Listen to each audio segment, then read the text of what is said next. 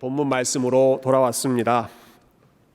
출애굽기로 돌아오긴 돌아왔는데 별로 반갑지는 않은 그런 본문들로 좀 돌아온 것 같습니다. 아마 지난 한 주간 성경 말씀 또 생명의 삶을 따라 묵상하셨던 분들은 이제 출애굽기 25장부터 28장 말씀 쭉 읽고 또 듣고 하셨을 텐데요.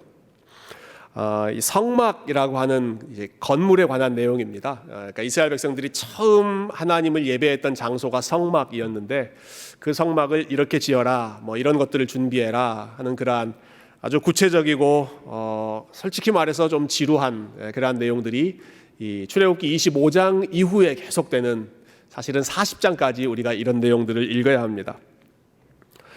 예를 들면 법궤는 어떻게 만들어라 라든지 성막을 덮는 휘장은 어떻게 만들어라 라든지 또 성막을 세우는 기둥은 이렇게 만들어라, 이러한 내용들이 사실은 저와 여러분이 더 이상 성막에 가서 예배를 드리지 않기 때문에 이러한 내용들이 우리와는 많이 거리가 먼 좀 동떨어진 그런 내용들로 느껴집니다. 복음서에 보면 예수님을 만난 사람들이 사람들에게 이렇게 이야기하죠. 우리가 나사렛 예수, 우리의 메시아를 만났다. 그러니까 사람들이 그런 말을 하는 사람들에게 이렇게 반응합니다. 나사렛에서 무슨 선한 것이 나올 수 있겠느냐. 여러분 그런 부분 기억하세요? 나사렛, 그런 촌동네에서 무슨 선한 것이 나올 수 있겠느냐. 출애굽기 25장부터 이어지는 성막에 대한 내용 읽을 때도 우리가 좀 비슷한 마음 갖지 않을까 싶어요. 성막에서 무슨 선한 것이 나올 수 있겠느냐. 여러분 그렇지만 나사렛에서 선한 것이 나왔습니까? 안 나왔습니까? 나사렛에서 가장 선한 분이 나오셨던 것처럼 우리가 읽는 이 성막에 관한 출애굽기 25장 이후의 내용들을 통해서도 하나님께서 저와 여러분에게 가장 선한 것, 무엇보다 이 성막을 우리에게 허락하신 하나님이 어떤 분이신지를 아는 그러한 은혜를 풍성하게 주시기를 소망하며 오늘 말씀을 함께 묵상했으면 좋겠습니다. 자, 이 성막이라고 하는 건축물을 우리가 이해할 수 있는 가장 좋은 방법은 저는 이것을 이 남녀 간의 결혼 관계에 비유하는 게 가장 이해하기 좋을 것 같아요. 몇 주 전 시내산 언약 장면이죠. 우리 출애굽기 19장 말씀을 함께 나눌 때 제가 그 장면을 마치 결혼식과 같다라고 말씀드렸습니다. 하나님이 남편이 되시고 이스라엘 백성들은 아내가 되고 드디어 이제 언약을 맺고 함께 결혼 생활을 시작하는 결혼식과 같은 내용이 그 시내산에서 언약을 맺는 장면입니다.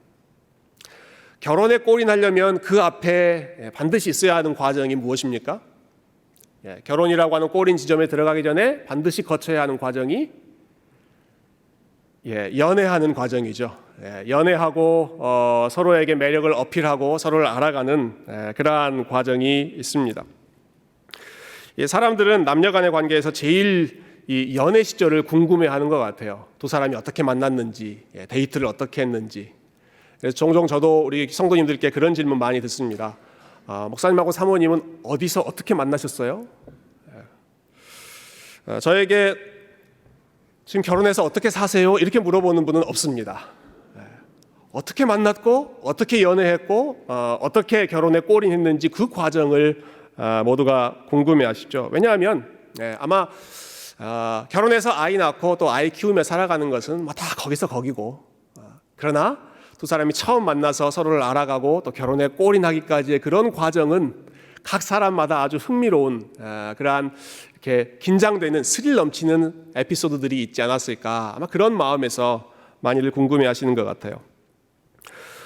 출애굽기 역시 마찬가지입니다. 자, 출애굽기 19장 시내산, 하나님과 이스라엘이 결혼하시는 그 장면 앞에 있는 내용은, 그러니까 출애굽기 1장부터 18장까지 있는 내용이죠.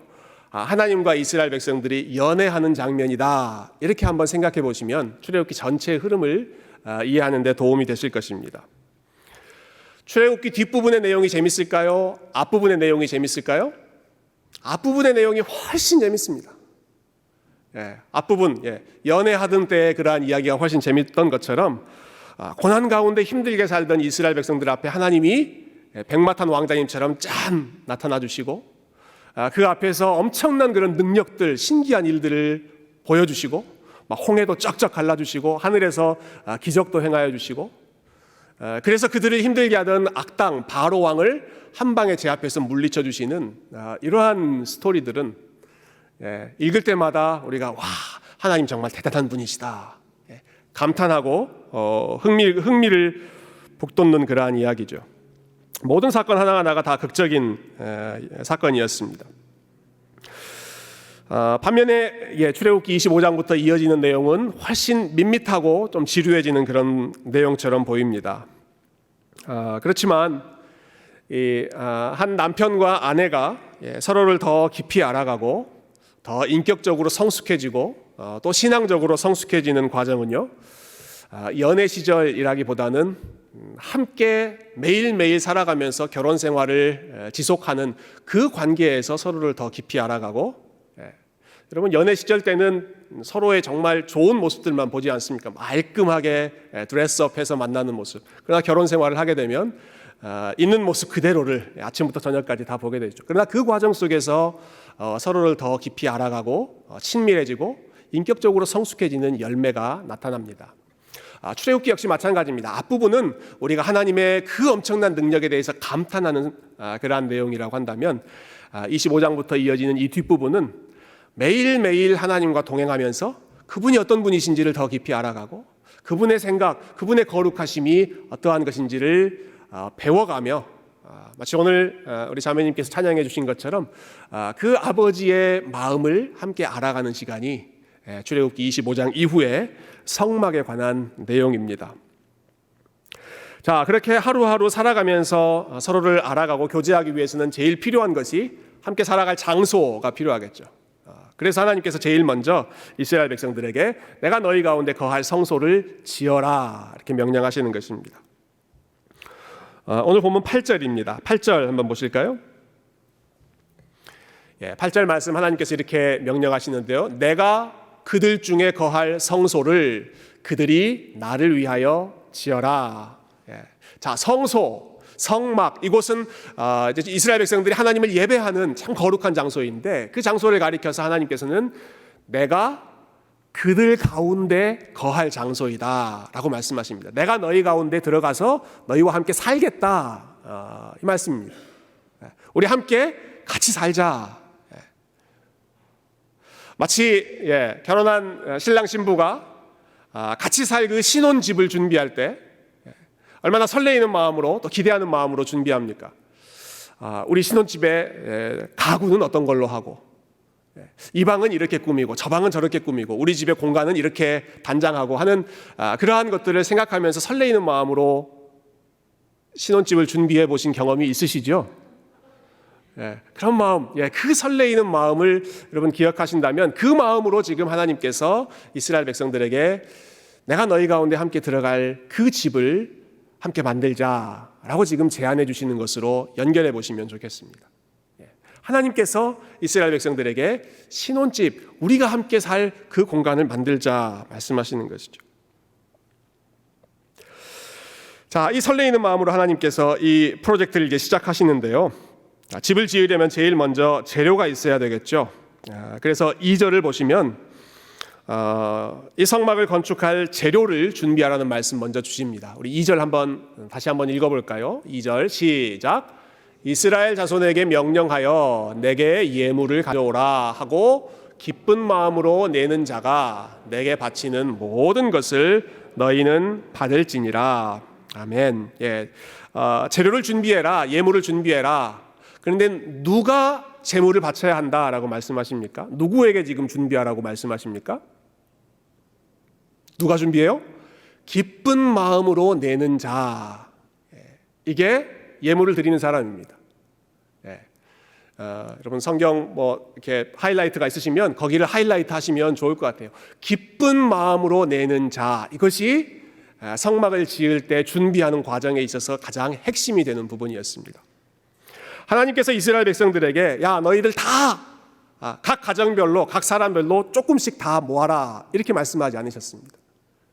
그 당시에 한 60만 명 정도 남자들만 유대인들이 있었는데 우리 성막 지어야 되니까 60만 분의 1씩 다 나눠서 조금씩 다 가져와라. 하나님 이렇게 말씀하지 않으시고 혹은 반대로 각 각 사람들에게 일정 부분의 그런 할당량을 그렇게 맡겨주시지도 않으셨습니다. 제사장은 제일 중요한 위치니까 이만큼 가져와라.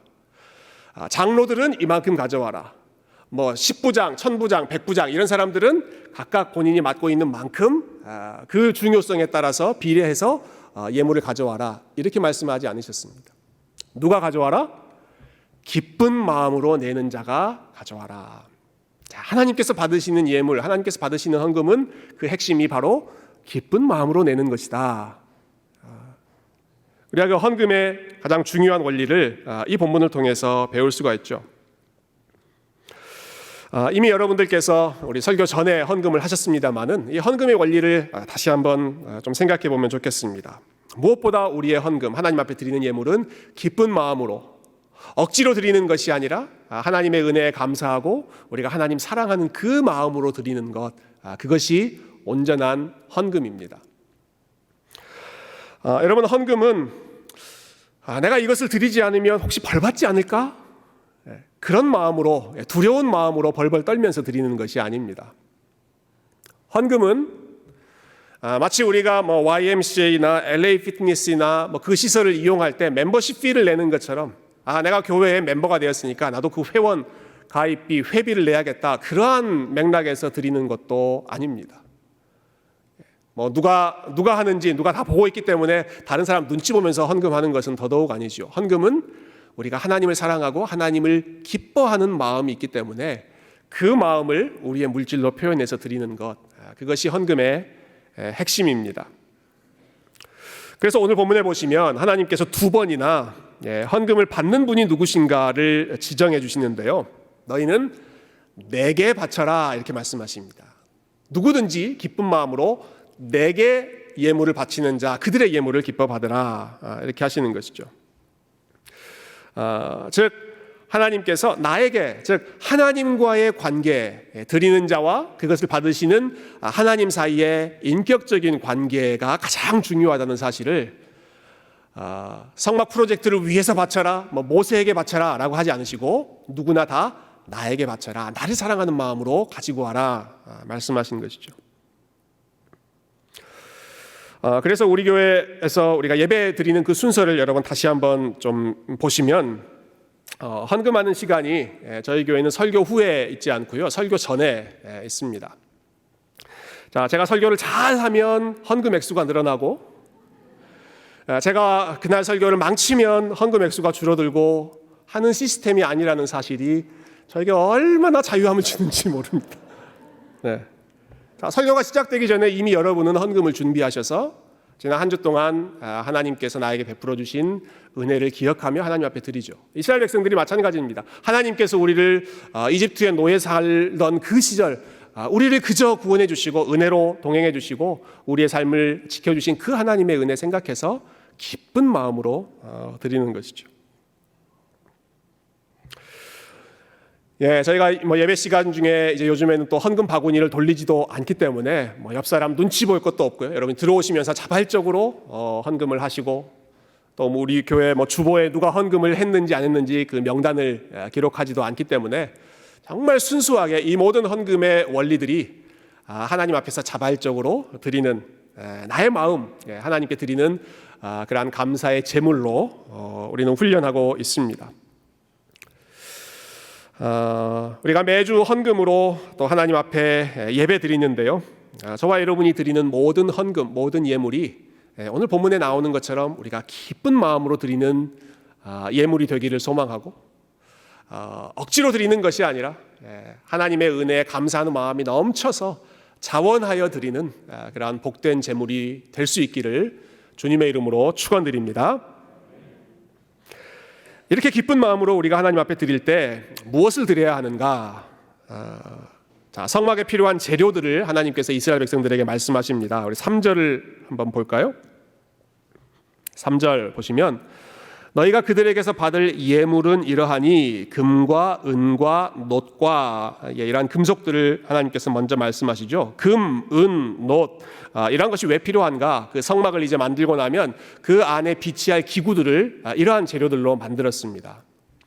근데 금, 은, 놋이라고 하는 것보다 저는 영어로 우리 성경에도 그렇게 되어 있네요. Gold, silver, bronze라고 보면 더 의미가 잘 살아나는 것 같아요. 금, 은, 동. 우리 올림픽 메달처럼 금, 은, 동.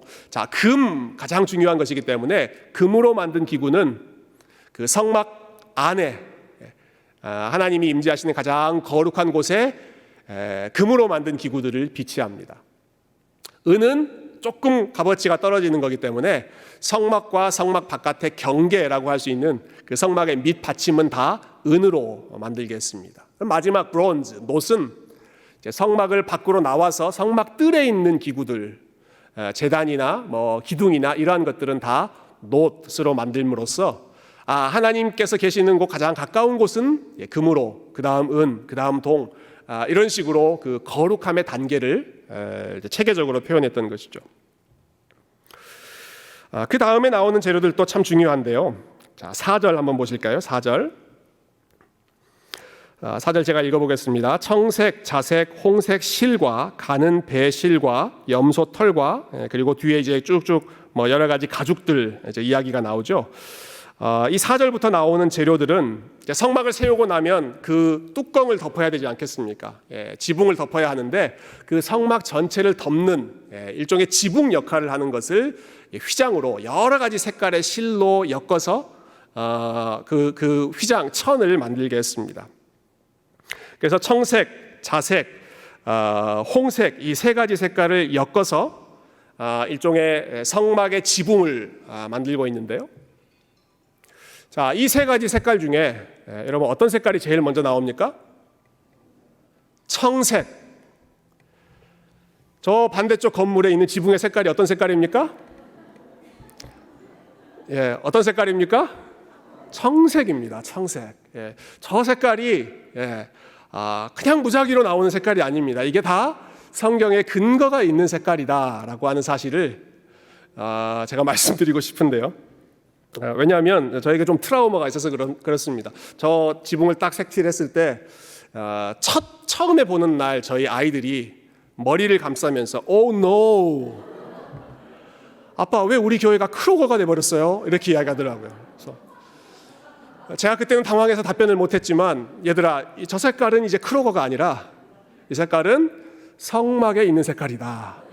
성막의 지붕을 덮는 색깔이 물론 세 가지 색깔입니다. 청색, 자색, 홍색 이 세 가지 색깔이지만 그런 생각도 잠깐 들더라고요. 저 색깔이 바라면 그 다음 색깔은 자색으로 그 다음 색깔은 붉은 색깔로 이렇게 한 번씩 바꿔봐도 성막의 의미를 살릴 수 있겠다 생각이 들었는데요. 각각의 색깔이 의미하는 바가 있습니다. 청색은 하늘의 색깔이죠. 하늘. 그러니까 우리는 하늘에 계신 분을 만난다라는 것입니다. 자색은 제가 오늘 입고 온 이 넥타이 색깔이 이 자색입니다. 그 퍼플, 보라색은 그 당시에 왕들이 입었던 그 가운의 색깔이 보라색이거든요. 그러니까 왕을 만난다. 홍색, 붉은 색깔은 무슨 의미겠습니까? 피의 색깔이죠. 그러니까 세 가지를 다 종합해 보면 청색, 자색, 하늘에 계시는 왕을 우리가 만나는데, 근데 그 왕을 우리가 어떻게 만날 수 있는가?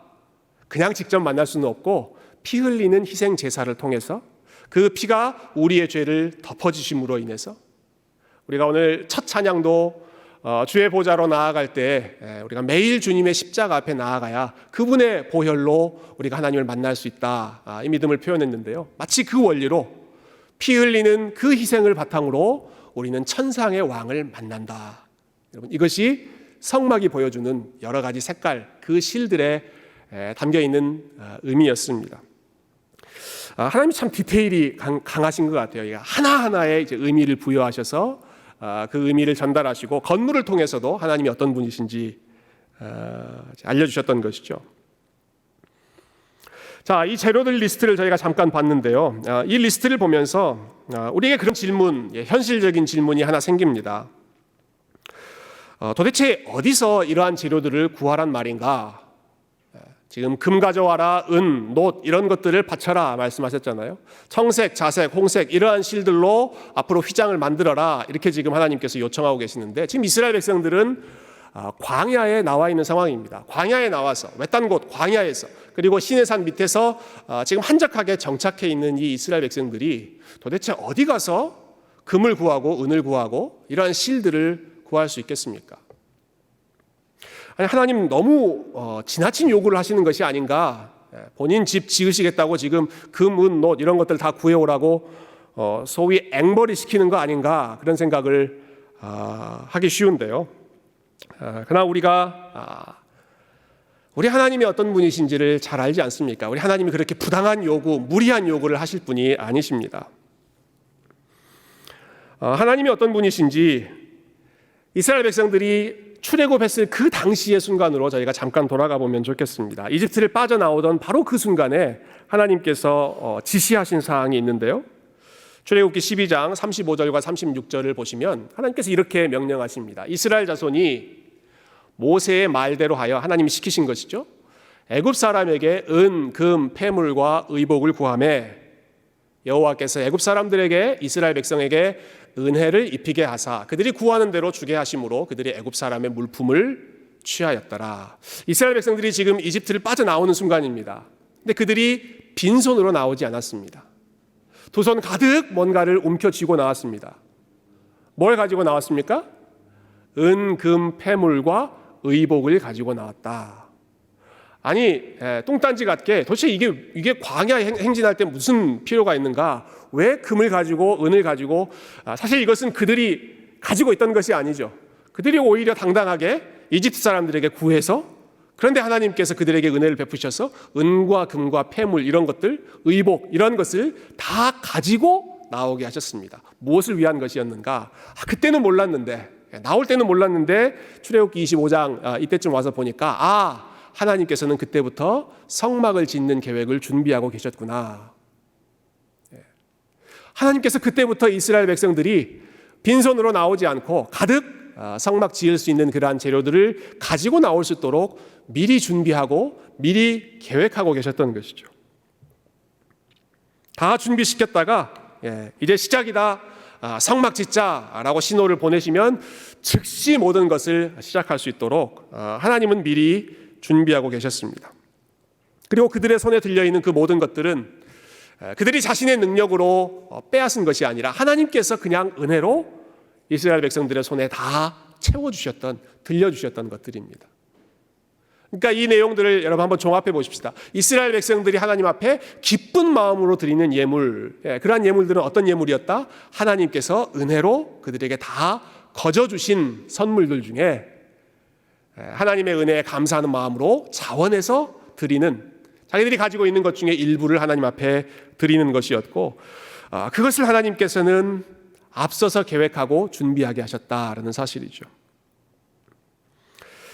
우리가 하나님의 이름 중에 아주 중요하게 생각하는 이름이 여호와 이레라고 하는 이름이죠. 여호와 이레의 뜻은 하나님은 준비하신다라는 뜻입니다. 하나님은 예비하신다. 여러 가지 성경의 상황들에서 준비하시는 하나님의 모습 볼 수 있지만, 저는 이 성막이야말로 준비하시는 하나님의 그 꼼꼼함을 우리가 가장 잘 볼 수 있는 장면이라고 생각합니다. 미리 준비하셔서 음과 금, 본인들이 얻을 수 없는 것들을 다 준비하셔서 계획하시고, 그래서 훗날 이 순간에 이스라엘 백성들은 깨닫지 않았겠습니까? 그래서 그때 하나님이 이런 것들을 준비하게 하셨구나. 이런 것들이 다 하나님의 계획 가운데 사용될 그러한 용도가 있구나. 우리 하나님 준비하시는 분이구나 하는 것이죠. 여러분, 성막을 통해서 우리가 하나님을 기억하면 좋겠는데요. 특히 방금 우리가 함께 나눈 이 부분들을 통해서 우리 하나님은 저와 여러분보다 앞서서 준비하시고 앞서서 계획하시고 우리에게 필요한 것들을 미리 공급해 주시는 분이신 것을 여러분 믿으시기를 축원드립니다. 준비해 주시는 분이세요. 준비해 주시는 분. 우리가 보지 못했던 것까지 다 보고, 우리가 우리의 필요를 우리가 알지 못하고 있는 상황에서도 하나님은 그 필요를 아시고 미리 준비하시고, 저와 여러분의 앞길 가운데 미처 우리가 보지 못하는 것들까지도 하나님의 완전한 지혜가 가장 필요한 것으로 채워주실 줄 믿습니다. 자, 성막의 가장 중요한 의미를 우리 한 가지 생각해보고 오늘 말씀을 정리하겠는데요. 성막의 핵심은 앞에서도 말씀드렸지만 하나님이 우리와 함께 하신다라고 하는 이 아주 단순한 진리죠. 여러 차례 하나님께서 내가 너희와 함께 하겠다라고 말씀하셨습니다. 그런데 성막의 참 감동은 하나님께서 그 말씀을 그냥 말로만 끝내신 것이 아니라 직접 이스라엘 가운데 찾아오셔서 그들과 함께 생활하며 그들과 함께 동거하며 광야 여정을 한 걸음 한 걸음 함께 하셨다라고 하는 사실입니다. 이스라엘 백성들과 함께 하시되 어떤 모습으로 하나님께서 동거하시는가? 이스라엘 백성들이 살고 있던 그 텐트, 천막, 그 허름한 건물과 똑같은 모습으로 하나님께서 이스라엘 백성들 한가운데로 들어오셨습니다. 우리가 성막이라고 하면요, 일단 성, 홀리, 거룩하다라고 하는 단어가 들어있기 때문에 우리는 마치 그 건물이 무척 아주 신비하고 대단하고 굉장히 이렇게 화려한 그런 건물일 것으로 예상하는데, 사실 성막은 외형적으로 볼 때 전혀 대단하지 않은 볼품없는 건물이었습니다. 그 성막의 전체 크기는요, 여러분이 지금 보고 계시는 이 무대, 우리 예배당의 앞부분, 찬양팀이 서 있고 제가 서 있는 이 앞부분의 그 사이즈보다 더 작은 사이즈가 성막의 크기였습니다. 성소, 지성소 다 합쳐도 우리 본당 앞부분보다 더 작은 것이 성막의 사이즈였고요. 성막 중에 하이라이트라고 할 수 있는 그 공간이 이제 지성소의 언약궤이죠. 법궤. 법궤는 여러분 앞에 보시는 이 작은 강대상보다도 더 작은 상자가 법궤였습니다. 그러니까 겉으로 보면 그렇게 크고 웅장한 건물도 아니고 그렇게 화려한 건물이 아니었던 것이죠. 예전에 제가 청년들 데리고 출애굽기 말씀 공부할 때 우리 성막 한번 직접 견학하자 해서 성막 실제 사이즈 그대로 만들어 놓은 곳을 한번 필드 트립 간 적이 있는데요. 가서 이 친구들이 성막을 보고 은혜를 받기보다는 크게 실망했습니다. 목사님, 이게 진짜 성막 맞습니까? 혹시 이거 축소해 놓은 거 아닙니까? 실제 비율을 작게 투어할 수 있도록 축소해 놓은 건 아닙니까? 라고 물어볼 정도로 우리가 기대했던 그 모습보다, 아니 하나님이 계시는 집인데 그 집을 이 정도 사이즈로 만들어 놓는가? 너무 초라한 모습 때문에 좀 실망했던 것이죠. 하나님이 천지를 창조하셨고 만물을 다스린다고 하면, 그 왕께서 거하실 집이라고 하면 여러분 최소한 이집트의 왕 바로 왕 정도는 돼야 하나님의 그 지위에 맞는 사이즈가 되지 않겠습니까? 지금 이스라엘 백성들은 이집트에서 막 나온 사람들입니다. 그들이 매일매일 했던 것은 이집트에서 아주 으리으리한 건물들 지었던 그 일들이 그들이 했던 일인데, 그렇게 엄청난 건물들에 눈이 익숙해진 이 이스라엘 백성들을 향해서 하나님께서, 야, 나의 집을 지을 텐데 내가 가르쳐준 그 사이즈대로 지어라. 너희들 생각대로 짓지 말고 내가 알려준 규격대로, 그리고 내가 알려준 구조대로 정확하게 지어라. 근데 지어놓고 보니까 그 사이즈가 어때요?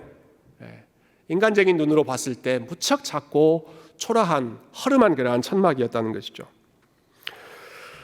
그 모습이 외형적으로 얼마나 참 소박했던지, 처음 성막을 만든 다음에 수백 년이 흘러서 나중에 다윗이 왕이 되었을 때 다윗이 하나님께 이러한 기도를 드린 적이 있죠.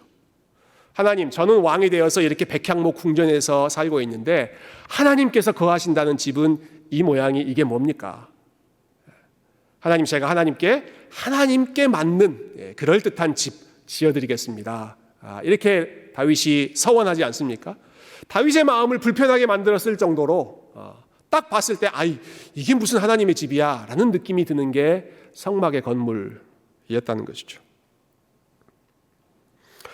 근데 왜 하나님께서 그렇게 초라한 건물 가운데 내가 너희 가운데 함께 있겠다라고 말씀하셨는가? 여러분, 하나님의 성품을 우리가 볼 수 있는 부분입니다. 하나님은 겸손하고 온유하신 것이 그분의 성품이시기 때문에 크고 웅장한 집 거기 앉아서 폼 잡고 거드름 피우는 하나님이 아니셨던 것이죠.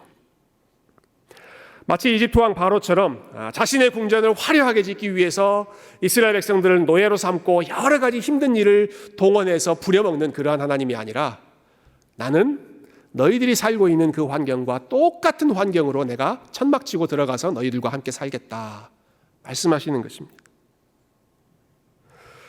그리고 그것을 짓는데 필요한 것들도 하나님께서 다 미리 준비해 주시고, 그리고 그 성막에 거하시면서 이스라엘의 어려움과 이스라엘의 아픔과 모든 것을 함께 나누시면서 이스라엘이 광야 여정 어디로 가든지 하나님께서 함께 동행하시고, 그리고 사실은 그들보다 몇 발짝, 몇 걸음 더 앞서서 하나님이 그들보다 앞서 행하시면서 그들에게 가장 안전한 길로, 선한 길로 인도해 주셨던 것이 성막을 통해 나타나는 하나님의 지혜와 하나님의 성품과 그리고 하나님의 은혜입니다. 자기 백성들, 자기의 자녀들의 삶에 늘 함께 하시며 끝까지 포기하지 않고 동행하여 주시는 가장 신실하고 온유한 아버지의 모습이 우리가 성막을 통해서 볼 수 있는 하나님 아버지의 모습입니다.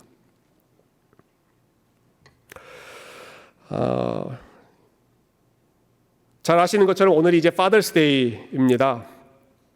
Father's Day와 우리 아버지 되신 하나님, 하나님의 겸손한 모습, 또 하나님의 풍성한 사랑, 이러한 모습들을 저희가 함께 기억하는 시간이 되었으면 좋겠는데요. 제가 글쎄요, 오늘이 이 Father's Day여서 그런지 지난 주 중에 만났던 여러 아버지들의 모습이 좀 생각났습니다. 한 번은 저와 비슷한 또래 젊은 아버지와 만나서 대화할 그런 기회가 있었는데, 이분은 참 아들을 참 사랑하는 마음이 크셔서 아들이 무엇을 좋아하는지, 아들이 무엇에 재능이 있는지 어떻게든 빨리 발견해서 가장 좋은 길로 인도해주고 싶은, 그래서 이것도 시켜보고 저것도 시켜보고 이것도 준비해주고 저것도 준비해주고 모든 것을 철저하게 잘 준비해주시는 그런 아버지셨습니다. 지난 금요일에는 저희 장인어른, 한국에 계시는 장인어른이 이제 은퇴하시는 날이셨습니다. 수십 년 동안 하셨던 일에서 이제 공식적으로 은퇴하시는 그런 순간이 금요일이어서 또 오랫동안 가족을 위해서 헌신적으로 수고하셨던 한 가장의 또 은퇴하는 순간을 멀리서나마 기억해 보았습니다. 어제 저녁에는 저희가 또 그 신방이 있었는데요. 몇 년 전 사랑하는 아버님을 떠나보냈던 한 가정 같이 위로하면서 또 아버님을 추모하며 우리 하나님께 감사하는 그런 예배를 드렸습니다. 제가 이런 아버지의 모습들을 생각하면서 아버지의 역할에 대해서 다시 한번 생각하게 되는데요. 이 아버지라고 하는 존재는 자녀를 위해서 어떻게든 좋은 것을 주려고 하시는 분들이고, 최선을 다해서 가족을 위해서 희생하시는 분이고, 묵묵히 성실하게 그 자리를 지켜주시는 분들이 아버지의 역할이죠. 참 안타깝게도 아버지들 또한 인간이기 때문에 인간으로서 가지고 있는 한계가 모두 있습니다. 아들을 위해서 최고의 것을 준비해주고 싶지만 아들이 정말 무슨 은사를 가지고 있는지, 어떤 재능이 있는지, 어떤 길로 인도해줘야 가장 좋은 길로 갈 수 있을지 사실 아버지는 잘 알지 못합니다. 그리고 자녀들을 위해, 가족들을 위해 최선을 다해서 성실하게 섬긴 아버지라고 하더라도 때가 되면 은퇴하셔야 되는 그러한 시기가 있고, 또 그 시기보다 더 지나가는 시간이 더 지나가면 또 우리의 곁을 떠나셔야 하는 그러한 육신의 한계도 있죠. 가장 좋은 것, 가장 온전한 것을 주고 싶지만 그럼에도 불구하고 할 수 없는 그 한계가 인간 아버지의 한계라고 한다면, 그러나 우리가 섬기는 우리 하나님 아버지, 하늘에 계시는 우리의 아버지는 저와 여러분의 필요가 무엇인지를 가장 정확하게 아시는 분이시고, 우리가 보지 못했던 것까지도 미리 보고 계시는 분이시고, 우리가 걸어가지 못했던 목적지까지도 미리 알고 그 방향으로 인도해 주시는 분이시고, 무엇보다 우리를 떠나지 않고 내가 너희 가운데 함께 있겠다, 너희들이 있는 곳 광야에서 이리 가면 그곳에 한가운데 내가 있을 것이고, 저리 가면 그 한가운데 내가 있을 것이고, 어디로 가든지 졸지도 않고 주무시지도 않는 그 눈동자로 그분의 자녀들의 삶을 바라보시면서 저와 여러분의 삶 모든 순간을 동행해 주시는 여러분, 그 하나님이 저와 여러분의 신실한 아버지이신 줄 믿습니다. 여러분은 그런 하나님을 아버지로 두고 계신 분이십니다. 저와 여러분은 그런 하나님을, 우리를 가장 사랑하시고 어느 순간도 우리를 떠나지 않는, 그래서 우리의 가장 연약한 천막 생활이라고 할 수 있는 그 순간 가운데 친히 들어와서 동행해 주시는 그 인자한 아버지가 우리가 예배하는 하나님이신 것을 기억하고, 이번 한 주도 그 하나님을 여러분의 아버지로 바라보며 어린아이의 마음으로 그 하나님의 든든한 손, 그 하나님의 든든한 팔, 그 품에 안겨서 믿음으로 걸어가시는 우리 아틀란타 세교의 모든 성도님들 다 되시기를 주님의 이름으로 축원드립니다. 함께 기도하겠습니다.